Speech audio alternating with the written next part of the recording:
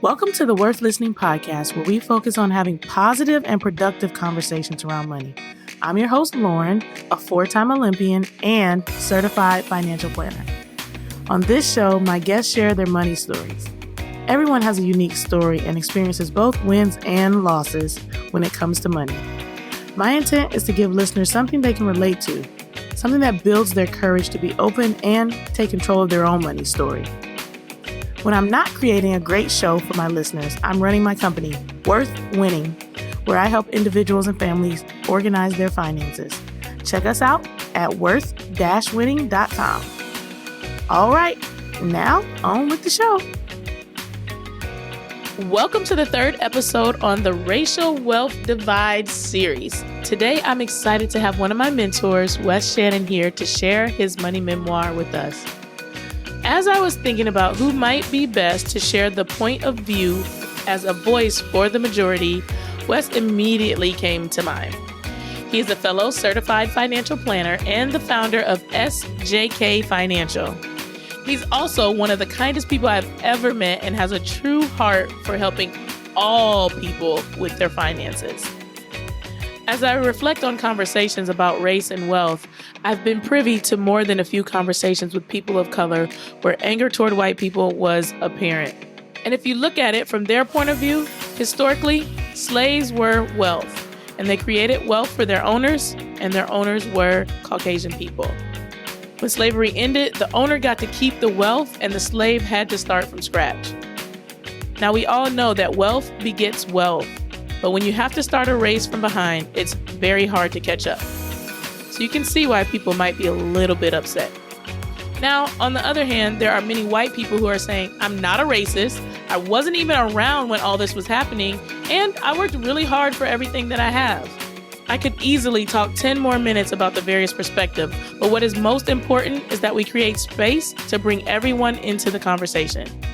We must not pretend that we do not have allies interested in helping us close the gap, and also that there are many people who could be allies but have no earthly idea how to join the conversation. Well, Wes is an ally, and today we talk about bridging the gap and inviting others to join the conversation. I hope each of you out there is listening with an open heart and open minds. Let's listen as Wes shares his money memoir. All right, Wes, welcome to the show. I am super excited to have you on to talk all things racial wealth divide today. Well, thank you, Lauren. I appreciate that. I'm excited about it also. I think we should start at the beginning, though. I told the listeners a little bit about you and why I'm so excited to have you on the show today. But could you tell us a little bit about yourself? So where are you from? A little bit about your upbringing. Where are you now? Who are you, Wes? Well, I'm a rare breed in that I'm the third generation native to a single city. I'm from Fort Worth, Texas, if you can't tell by the way I talk. And so are my parents, and so are my grandparents. And well, some of the grandparents are from West Texas. So I'm very proud to be a native Texan. I'm a financial planner, certified financial planner, and I have my own registered investment advisory firm. I named it SJK Financial Planning after the initials of my 3 children, Sam, Jim, and Katie. Ah. Yeah. I'm a fee-only financial planner, an investment advisor, and I just work with a handful of clients. I've got about 52 clients, and I don't ever plan to have more than 100. So I can give the kind of quality individual service that's necessary. What made you interested in joining financial planning as an industry? My grandfather set up a property and casualty insurance agency here in Fort Worth, and my dad and uncles ran it, and now my cousin runs it. And I grew up in the insurance business and gravitated towards financial services through the life insurance industry. I got my securities license back in 1984. That just tells you how old I am. And I had sold mutual funds and variable annuity and insurance products for many years. And over time, I realized that people didn't need something sold to them. They needed somebody to give them some unbiased help. And so I kind of discovered on my own the financial planning world, the RIA world. In 2011, I kind of made up my mind that that's exactly where I wanted to go. So I actually had to go back and complete my undergraduate degree and I did so in financial planning at the University of North Texas. At what age did you complete undergrad? Oh, gosh. Let's see. I graduated December of 13. So I was 52 years old. So that's a little non-traditional. Tell us more about kind of like. Well, my youngest son had graduated from college the year before, and he said, Dad, you ought to go back. It's easy. And I'd been wanting to get my certified financial planner's designation, and that required an undergraduate degree. So having got the last kid through college, I decided, okay, I'll do this. So like I said, it went back to me about 3 years, had a blast, made a lot of young friends, really enjoyed my education and felt really good about it. So anyway, I graduated in 13 and sat for the CFP exam in 14. And in 15, I launched SJK Financial Planning. That is awesome. One of the things that stands out to me is you said you started it because you wanted to help people. You realized that what you were doing was not necessarily the best way to be able to help. And what I told the listeners as I introduced you was that Wes is one of the allies as we think about how to bridge the race gap and as we think about how to talk about the racial wealth divide, that while there is a majority out there as it pertains to number of people that exist on the planet of one race versus people of color that exist, there doesn't need to be a divide in the way that we think about ourselves and each other. There are people out there that are allies to the differences and the things that exist that we're up against. And that's kind of what I want to talk about today is what you think about the racial wealth divide. So can you just talk a little bit about what you know of the racial wealth divide up to now and any interaction that you've had with the word or the meaning or the term? Well, I've heard the term over the years. Actually, your invitation to talk about it here on your podcast, maybe seek out more information. And quite honestly, I was blown away by how vast the divide is. It really kind of breaks my heart to see that big of a disparity between white households and non-white households. It's big, it's huge.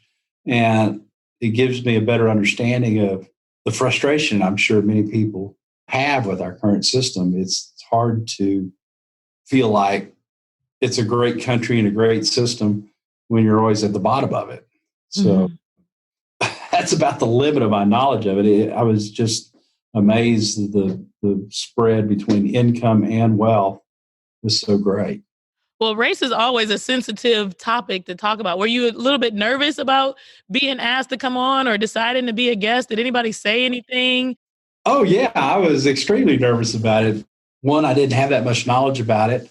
And second of all, I'm an old white guy, so that doesn't really put me in the best position to talk about it. And it was what my thoughts were. I think what you're striving through in this program is to try to get everybody to come to the table and talk about it. And I think that is probably a big step in the right direction. What are some of the reservations in feeling like you're not a part of the conversation or that you can't be a part of the conversation? Well, first of all, I guess I've expressed myself poorly in that I think everybody can be a part of the conversation. I had many friends say, hey, I don't think you ought to talk about that because you're an old white man. And it'll sound like you're insensitive. And I thought just the opposite. I thought, well, surely I can express in a logical manner my concern and look and help talk with others and look with others of how do we correct this situation? How do we solve it? I think many people have the same sort of feeling, though, is that I don't want to touch that topic with a 10-foot pole. It's kind of like religion, politics, and sex, those things you're not supposed to talk about at a table. And it's like, hey, man, don't go out there and crucify yourself. That's right. You're walking into a booby trap. But I think it says something about your courage to say, hey, I want to be a part of the conversation and I don't have all the answers, but I'm willing to be a part of the solution. So in thinking about how the majority can join the conversation, what are some ideas that you've come up with? If there's other white people out there that are listening to this, they may be thinking, I want to help, but I have no idea how to participate. Have you had any thoughts about that? Yeah, I have. Thank you, Lauren. I really appreciate those kind words you said. First of all, the first step is recognizing there's a problem. And I see a lot of people, more so my age, probably more males, who are kind of that, I pulled myself up my own bootstraps and you should too. And there's not really a problem. It's just so-and-so doesn't work as hard. Well, that's not correct. And so I think the first step is to recognize there's a big disparity here, and we should figure out why there is, especially when you consider the fact that we're in the most prosperous, wealthiest country in the world. Mm-hmm. My son served in Afghanistan in the Army. And when he came back, he said one thing he learned in Afghanistan was if you were born in the United States, you won the universal lottery. He said that the wealthiest people over there wouldn't even compare to our poorest people today. And he pointed out that even when you go through a poor neighborhood in my town, if you drive through some of the poor neighborhoods, you'll still see a satellite dish on a house, or you'll see a car in the driveway, which, as he pointed out, is just not the case in other parts of the world. Right. So the fact that we live in this very rich and prosperous country, it's a shame that there's those that are not prospering and not enjoying it. And so that's, I think, the first step is let's acknowledge there's a problem and let's talk about ways that we can find a solution. The best way for us to solve the solution is to change the hearts and minds of people. Mm-hmm.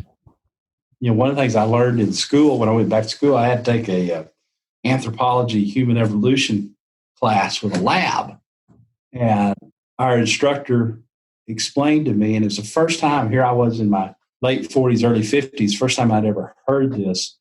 And he said, biologically, there's no such thing as race. And he explained that it was a social construct of the 16th century.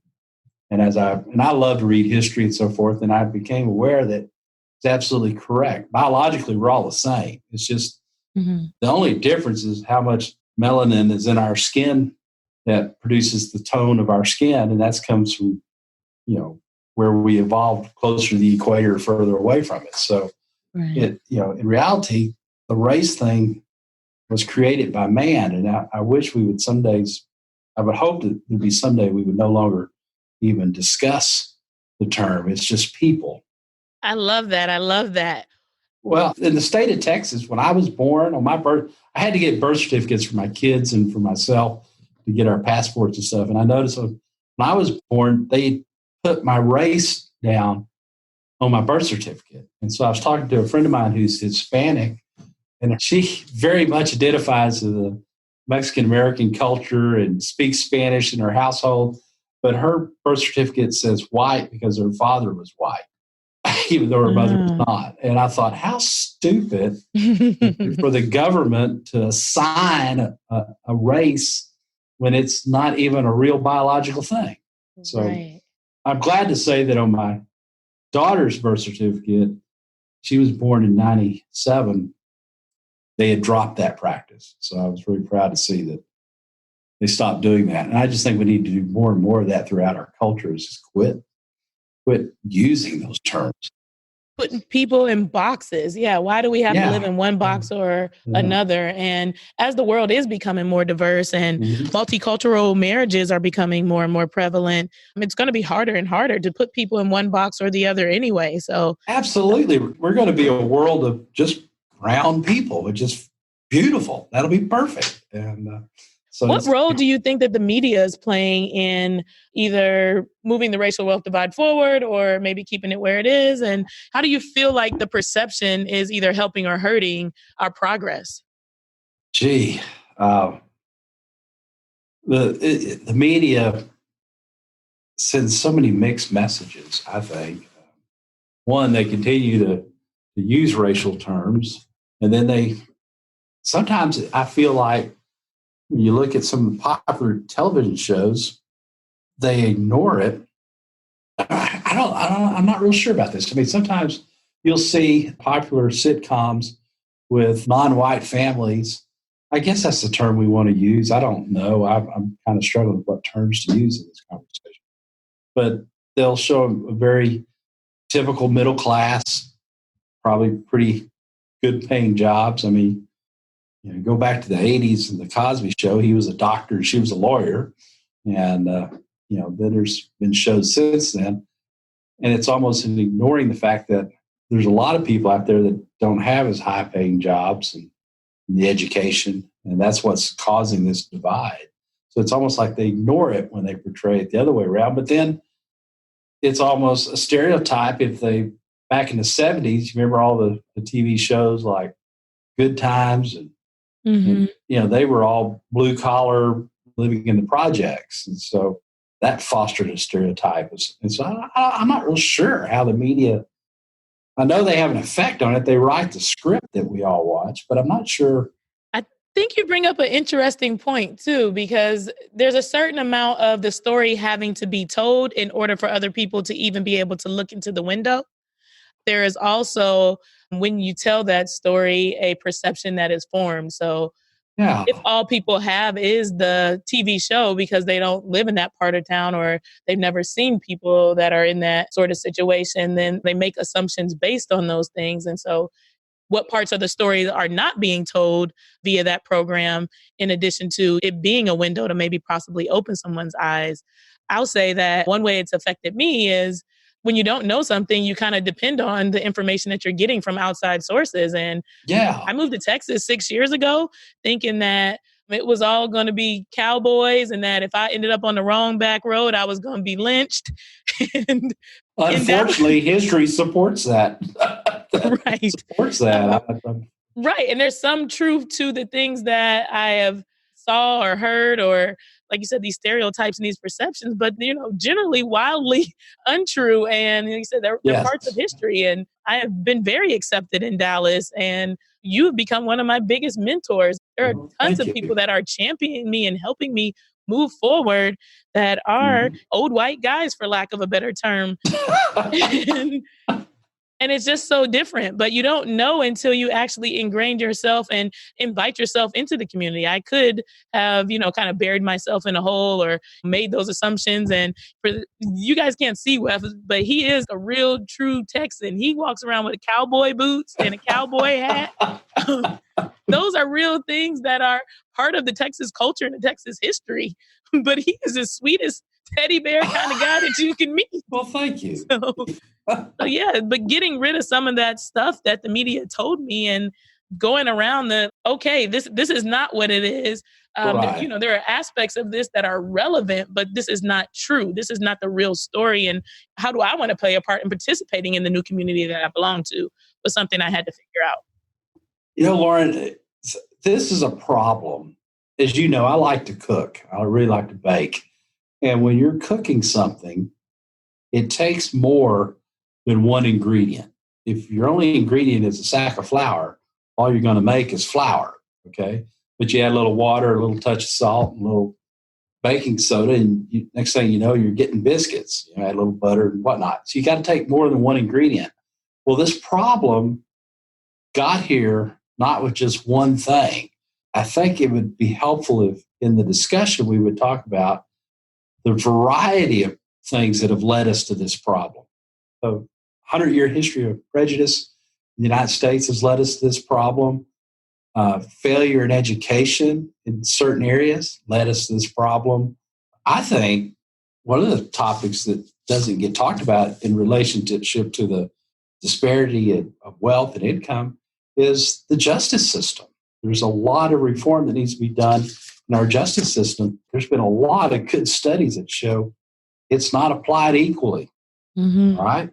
And that's another factor that's involved in this. Our public policy has not always dealt with individuals equally, even though that's what the basis of our founding fathers said. It still hadn't been done yet. So there's so many contributory factors to this that there's not going to be just one thing. You can't just say, well, we're going to reduce the dropout rate of minorities. Well, that's good. That needs to be done. That needs to be focused on. That alone won't solve this income disparity, but it'll sure help. Just like, we need to reform our justice system. Why is there such a disproportionate population in our prisons of non-white people in our prison system? that's a symptom of a problem in the way our justice system is being applied. So, I mean, there's a lot of ingredients to this problem that need to be dealt with.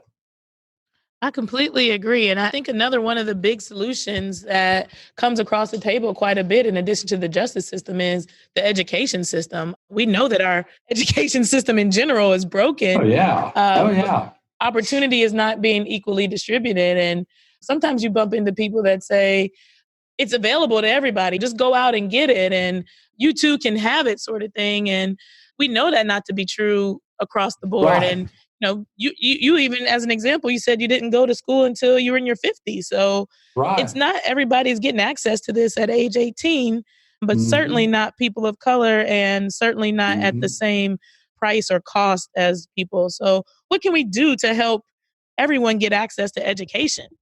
Well, we've got to do something about the cost of college education. One way you can divide the income disparity question is not by racial terms. You could also do it by socioeconomic terms. It's hard for a poor person to lift themselves up without an education. And especially as technology takes over more and more of our economy, the menial jobs are going away. I mean, in the 50s and 60s, a kid could go to high school. And there were people in my mom and dad's class in high school who didn't go to college. They went out and worked on the line at General Dynamics or Bell Helicopter and got a good union job and worked for 30, 40 years and retired comfortably, put their kids through school.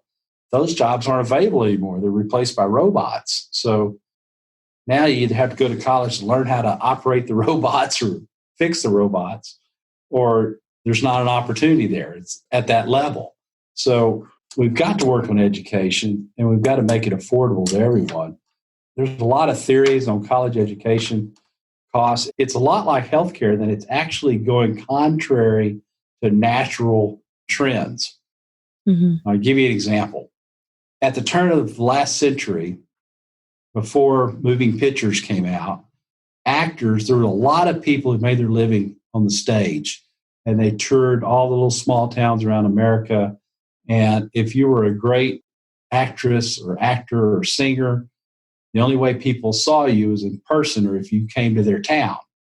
And then the moving pictures came out, and all of a sudden, now a great actor or actress could be seen. They would perform one time, and then it could be seen throughout the country. And the number of people that made their living in the old vaudeville circuit started to decline because of technology. If you were a big fan of Rudolph Valentino or Mary Pickford, you didn't have to go see them live. You could go to your local movie theater in Brownwood, Texas, and see them on the screen. Well, it decreased the number of actors. Well, think about that in education. Every single university has an English professor or a history professor, but actually the best English professors could replicate through technology all across the country. And so there wouldn't be a need for 6,000 English teachers. There might be a need for 600 of the top ones that are available through technology around the world. And that would drive the cost down. You wouldn't have to have so many campuses with bricks and mortar buildings. We could drive those costs down. But we've seen the opposite. As technology's improved, we've seen more and more universities. And then we started seeing these for-profit universities creep up. And it's perplexing that the cost isn't going down because of technology. It seems to be going up. That's really, really interesting. I pointed out, I was like, he's on to something here. We're down to 600. Ooh, I can go to Harvard too, sort of thing. Exactly. Is what I was thinking. But then I also heard we're going from 6,000 to 600. By solving one problem, we sometimes create another. And we put 5,000 people out of a job by using the technology appropriately. So no solution comes without, like you said, little glitches that have to be worked out. And that's what happens you get more robots in a plant building cars. The cost of the cars effectively go down, but there are people that worked on them lose their jobs. But in the long run, our economy has historically expanded enough to absorb those people in other jobs and bring the costs down, but not in education. Education, the costs continue to just rise astronomically. Yeah. So that's an area that has to be dealt with. How you deal with these, that's where the big debate breaks out. You could just watch the presidential debates that are going on right now. And just in one party, you have 10 candidates and probably have 12 different ideas on how to reduce that. But it does need to be dealt with. One idea I've never heard anybody mention, I thought was kind of good, was we now have statistical data from the Census Bureau of what the average income is for a person with a certain bachelor's degree. So we know that the average history degree is going to be $53,000. And the average psychology degree is $58,000. And the average sociology degree is $22,000. Whereas the average petroleum engineer is $175,000. Mm-hmm. Well, why not construct our student loan as a percentage of that average income? In other words, the most you can borrow is 2 times the average or 1.5 times the average. So as to try to encourage people, you and I have both dealt as financial planners with people who have large student loan debts Mm-hmm. and they don't have a job to support it. Well, why were you continuing to rack up this much debt in a field that wasn't ever going to give you enough money to pay it back? Yeah. So maybe if we put some limits in that aspect, that might help also. No, that's a really good idea. And I think you said it kind of circles back once again to education, and this time education in the form of financial literacy, because that's the thing we're always scratching our head and saying is, how did you get $350K of debt and $50,000 of income? I see it far more frequently than people would believe, but it comes with lack of literacy. So I know I need education to make more money. I'm willing to do whatever it takes. And they don't have the literacy to really understand that the amount of debt they're borrowing is not going to result in income that is going to help them. Right. And the universities push the debt on young people. It's kind of silly the way it goes. When I went back to school, I saw this a lot. You got an 18, 19-year-old person who their tuition requirement is about 6, but their loan qualification is 12. And the university will get the 12 and put it on a debit card and hand it to them. And they just are too young and don't have the discipline to say, okay, I won't borrow next semester. I've got enough for 2 semesters. Right. Instead, they increase their housing costs or their fund cost or whatever they want to spend it on. And then the next semester, they borrow another $12,000. And so now we're sitting there, you've had $12,000 in tuition and you're in the whole $24,000. And I always felt there was something wrong about the way the universities were pushing that. I had to actually write an email to tell him, no, I don't want you to give me that loan and put it in my account. I've got enough for this semester already. And I thought, how crazy is this system? Yeah. Throw the money at you. Really, really broken. So let's talk solutions then. As a financial planner, what steps should individuals be taking to better their lives in spite of the statistics? Because we all do have individual responsibility for ourselves and can make changes based on what we want to do and where we want to make an impact. So what are your suggestions there? The number one suggestion, and I've done this with pro bono cases and with paying clients, is develop a habit of saving money. There's an old saying that cash talks and BS walks. You got to have money in your account for the unexpected and also to give your children or yourself an opportunity. And it's hard to do. If you're on the low end of the economic scale, now I've worked pro bono cases where I've got single moms making $30,000 a year, and housing is over 50% of their income. Right. And yeah, that goes back to the wealth gap. We got to figure out a way to provide working people with an affordable housing.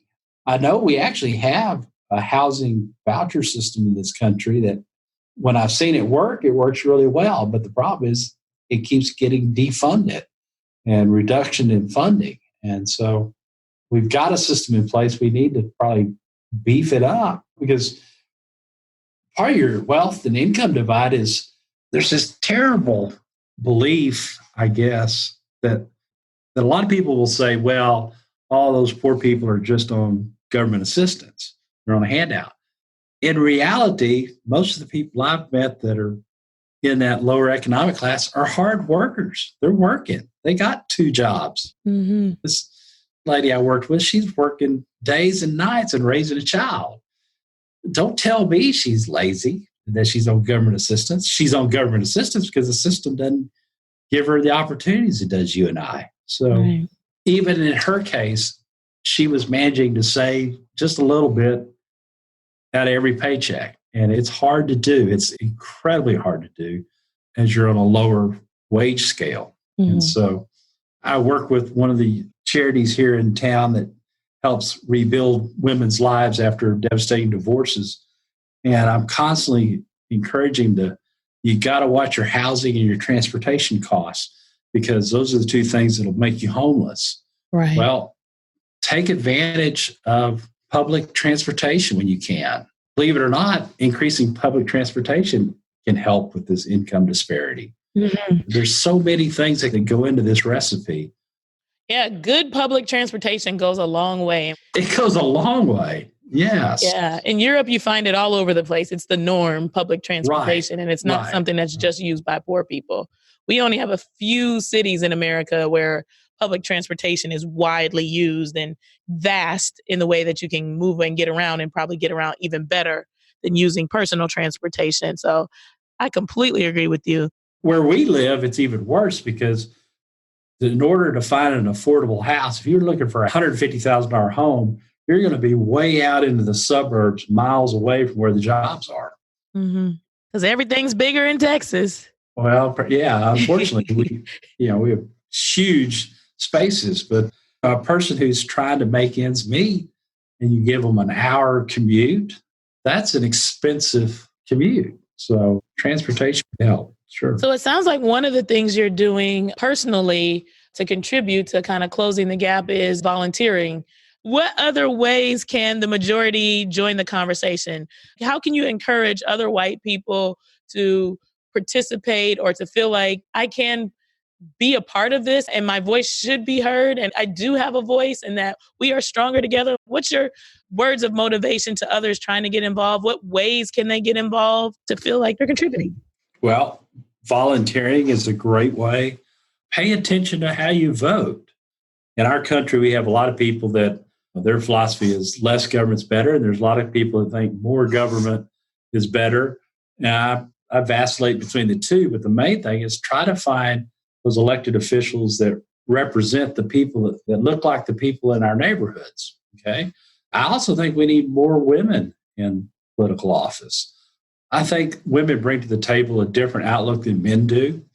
And we got to this point with this big divide under 200 years of rule by males.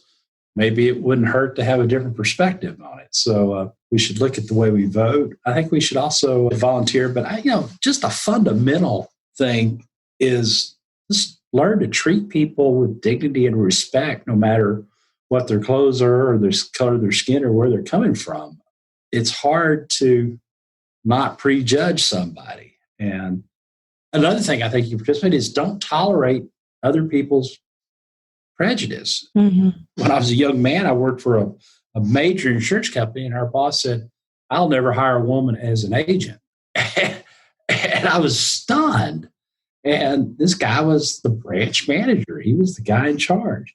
And we've got to say, that's not right. That's not good thinking. Let's report that. Because it's almost like in the Me Too movement, we talk about how we tell kids that go off to college, these parties, to speak up. Don't be quiet. If you're quiet, you're part of the problem, not the solution. Well, it's the same thing here. Let's don't be quiet about it. Let's be part of the solution, not the problem. Yeah, I really, really like that. I think that a really key part of it is, you said, see something, say something as it pertains to those things that kind of usually slide under the rug or might make you uncomfortable, to speak up and say, hey, hold on one second, this is not right. But also making a conscious and intentional effort to diversify the people around you. So, where are you shopping? Who are you hanging out with? Yes, it's, pretty easy to find people that look just like you, think just like you, or right nearby, and maybe your school didn't have any people of color, or maybe your church Right. isn't, predominantly people of color, but Right. where can you diversify your own social life and your own work life, and what parts of your personal life can you diversify? Have you ever made an effort to join a diverse community in some part of life? And I recently heard someone say that at their place of business that they're looking for culture ads, not culture fits, because a culture Good. fit Good. could be Yeah. a group of all old white males, as an example. That's a culture. And you don't want to look for a culture fit, because then you're just going to go hire another white guy. But if you're looking for Right. culture ads, then you are looking to hire women, to hire people of color, to hire people in the LGBT community. And, Absolutely. you're going to do your part to pay them fairly, those sorts of things. So being a part of the solution is actually going out and interacting with the group of people that are disenfranchised and that are in need of help. There are plenty of qualified, educated, like you said, we're going out now more than ever as people of color and getting education. Got a boatload of student loan debt to go with it, but we are qualified to do the job. So when you open a job application to a pool of applicants, wait until you find a person of color as an applicant and give them a fair chance. Right. You don't have to hire specifically that person, but go out and seek applications from HBCUs or organizations of color to make sure that your candidate pool is diversified. That's a cool way to participate. We talked about earlier about volunteering, and that's real important, but also charitable gifting. There are some awesome charities out there that are right on the street helping people in need with issues like housing and education. And I just think that that's something that can't be undersold. That, I was taught with money, you should save a little, spend a little, and give a little. And I think that's just a good rule of thumb. You should be giving back to your community, back to the place you live. My wife and I, we always laugh that we don't like to eat at chain restaurants, we like to eat at local restaurants. Well, make sure your charities are local. You want to make a difference where you live, find those organizations that are actually putting the money to use in your neighborhood, in your city for these issues. There's 1,000 different, like I said, there's 1,000 ingredients on this problem. And it's just, we got to chip away at them a little bit at a time. I love it. I love it. Wes, this was an awesome conversation. Thank you once again for having the courage to join the conversation. I know that many of the listeners are going to be touched by all the things that you said today. Do you have any closing thoughts? No, thank you, Lauren. I appreciate those kind words. It's a pleasure to do this. Awesome. Well, if nothing else, then tell the listeners how we can support you, where we can find you. What are you working on right now? Well, you can find me at my website, which is sjkfinancialplanning.com. That's SJK for Sam, Jim, and Katie. You can find me on Facebook. It's under SJK Financial Planning. And on Twitter, I'm RWS Wes. RWS being my initials, Robert Wesley Shannon. But everybody calls me Wes. Best way to find me. Projects going on right now. Just enjoying being an empty nester with my wife. Working and volunteering and just enjoying life. So we're very blessed. Awesome. Well, thanks so much for being on the show, Wes. Thank you, Lauren. I hope you enjoyed listening to Wes give his perspective on the racial wealth divide. These are the conversations we need to be having more of. A young Black woman and a mature white male having conversations about prejudice and race is always going to be productive if both people are in the right mind. And these types of conversations are how we are going to close the gap. Wes gave us some great ideas on how the majority can get involved in the conversation, and it starts with acknowledging that the problem actually exists. I also like that he addressed there is more than one thing contributing to this problem. We can't just expect to make one change and presto changeo, voila, no more problems. We have to continue addressing each ingredient in order to get the right recipe for true financial equality among the races. Our word of the day today, reparations. So this is turned into kind of a controversial term. What does it mean? It's a political justice concept that argues descendants of slaves should be paid as an act of making amends for slavery. While reparations are proposed by many and have been a hot topic of conversation, they've never actually been paid. However, some governments did pay slave owners when slavery was abolished as compensation for the loss of their property.